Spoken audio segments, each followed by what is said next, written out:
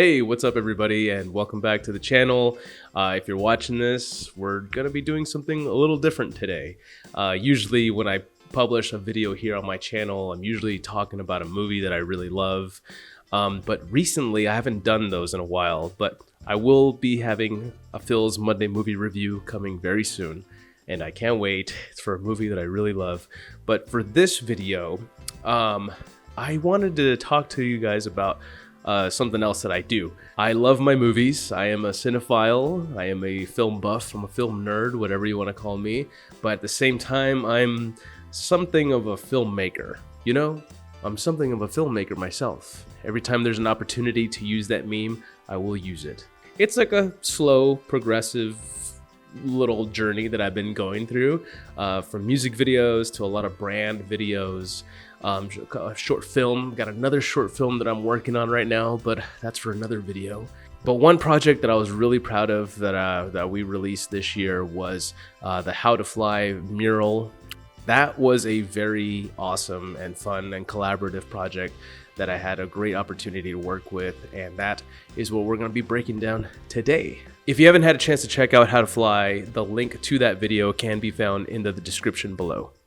I don't know what to call this video or this segment or whatever really this is on this channel, but I do want to continue making videos like this where I release one project and then I'll make a follow-up video on how that video was made, on how that documentary was made, or a short film. So I'm a big fan of watching a lot of behind the scenes footage, whether it be on a Blu-ray or on YouTube. And that is something I would like to share with you. If there's always an opportunity for me to share any behind the scenes on some of the projects that I'm working with, I will definitely take that opportunity and give you guys a glimpse on how I came up with a particular shot or a particular angle.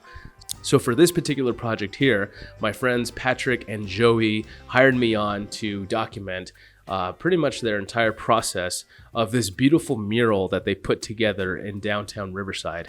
This project did take a while to make because the art took a while to make. So I was there from the very beginning when there was blank walls all the way to the finishing touches of this mural. Before we go further into this project, if you ever find yourself in downtown Riverside, be sure to check out the How to Fly mural located in Mariposa Alley. I can assure you, I've seen it many times. It's a very beautiful piece of art, and shout out to Joey and Patrick for creating that. And I'm just really glad that I was there with my camera to document everything.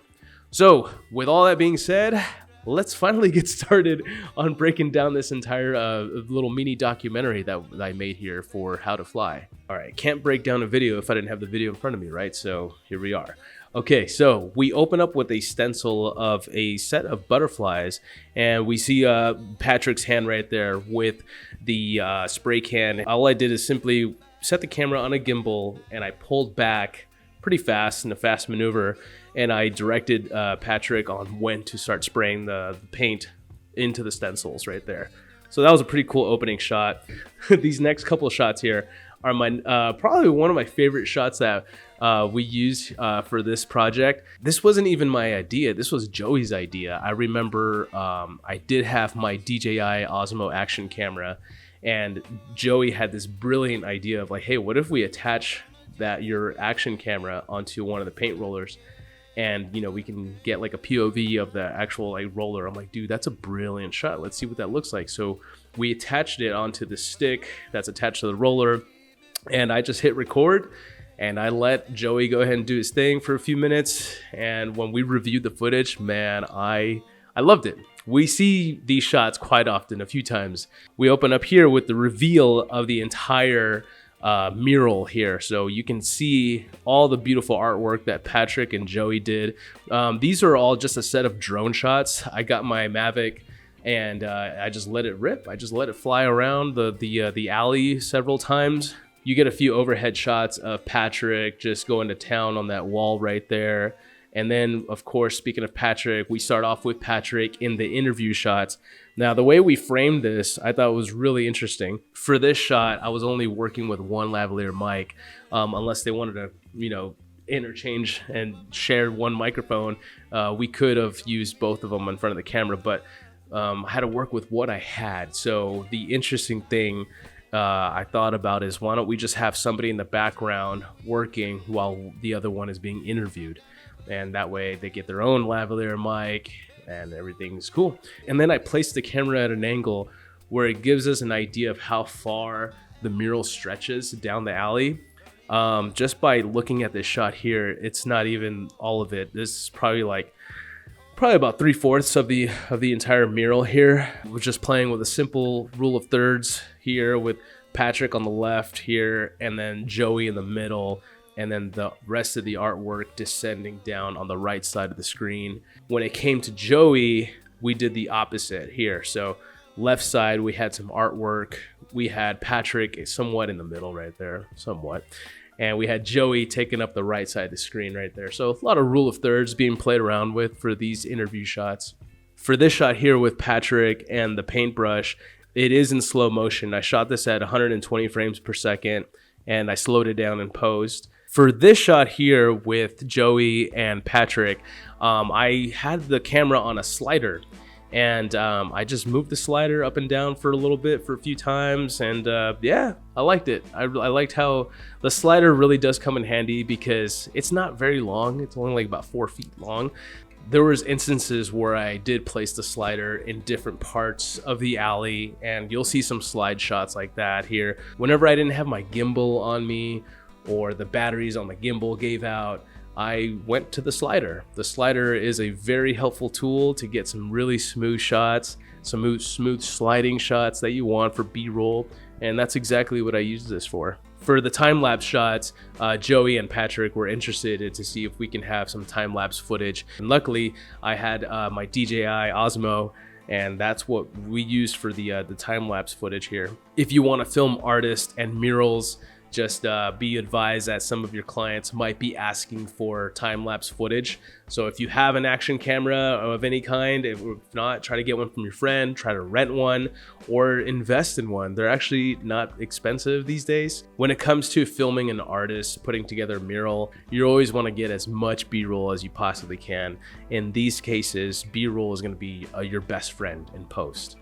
So if you're new to filming murals, or if you're new to filmmaking, just B-roll is still king. For this drone shot here, this is actually one of my favorite drone shots of the entire video. This one, I just pulled back as far back, and then you got a nice, beautiful shot of downtown Riverside.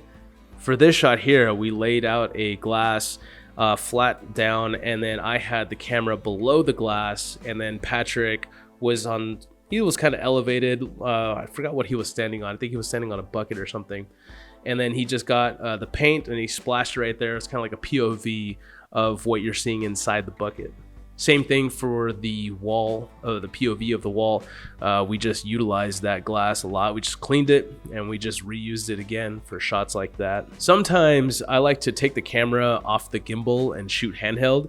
I've been blessed to have steady hands when it comes to shooting handheld, so they're actually kind of steady, to be honest. For this final shot here, oh man, Patrick and Joey drove up the parking structure all the way to top, and they sat on the ledge, and it made me very nervous.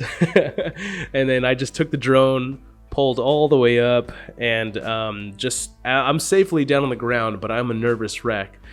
Because they're like kind of close to the ledge, and you know, that's very dangerous. You know, you fall, it's either death or a lot of broken bones. So yeah, I'm just glad.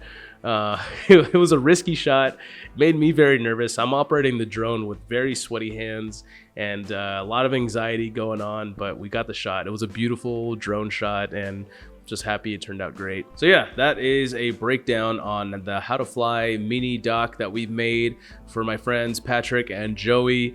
And a couple of key things to take away from all this is to have multiple cameras when you're shooting murals. Like try it to, at least. If you don't have multiple cameras, rent some, borrow one from your friend. You know, just take them out for a beer after, you know. If you're documenting a mural being painted from start to finish, chances are you're going to be there for a long time. So there's going to be no excuse to not have a sufficient amount of B-roll, okay? So just, you're going to have a lot of B-roll, and you can never have too much B-roll. So That's going to be a helpful asset for developing a really beautiful looking video for your client. Another thing to go into is try to have a plan. Communicate with your client as much as possible. Do they want a specific look? Do they want a specific color tone? Try to communicate as much as you can with the artist, with your client, whoever brought you on board for this project. Another thing here, and I think this is a very important thing too, is if you want to set up interviews with the artist, kind of like what we did for How to Fly, keep in mind that the artists themselves might be a pro, an expert, a major talent in providing the physical art for the mural. However, they might not be the most comfortable in front of a camera. And this is where you come in. This is where you're going to have to put on your director hat and you're going to talk to them and you're going to have to make them feel comfortable. You're going to be the filmmaker, yes, but at the same time, you're going to be also kind of an interviewer. So make sure you have some questions ready at hand for the artist. Ask them questions like, what were the main inspirations behind the beautiful artwork that you've made? What are some of the spray cans you're using? What are some of the tools you're using? Questions like that, have those ready for the artist to answer. Not all artists are going to be very comfortable in front of a camera, unless you're working with an artist who is very comfortable with the camera. In that case, you got nothing to worry about, no problem. Now, we didn't talk very much about post-production. Now, this is a major phase in producing a video like this. So post-production, once you're done filming, gather all your memory cards together, put them in an external hard drive. The communication continues with the artist. Let them know how many, is there any guidelines, any pinpoints that you want to reach out? Is there anything they're looking for when it comes to editing this? Music can be a little tricky unless it's music that's provided and produced by the artist and it's not owned by anybody. That's fine. Also, just keep in mind that there are plenty of royalty-free music services out there online, so just, there's plenty to look for. You just gotta make sure you're going with the right one. But yeah, that is it for whatever I'm calling this video, a project breakdown, I guess. I don't know. I still don't know what to call this thing. But yeah, let me know if you enjoyed this video. Let me know in the comments if you want to see more videos like this. I am for sure going to be publishing more projects. I'm definitely going to be still publishing, talking about movie stuff. That's always going to be something in this channel. But at the same time, just giving you a heads up, I'm going to be publishing a lot of my own personal projects too, a lot of short films. The road to becoming a film director. I mean, I kind of already am a director, but this upcoming year, 2024, I'm taking it to a whole new level.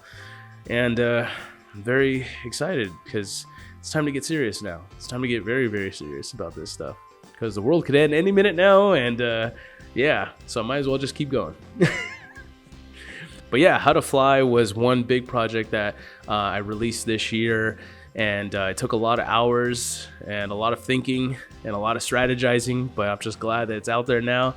And I can't wait to collaborate with more artists, and I can't wait to make more projects, and I also cannot wait to share them with you. So until next time, thanks for tuning in, and I will catch you on the next one. Take care. Peace.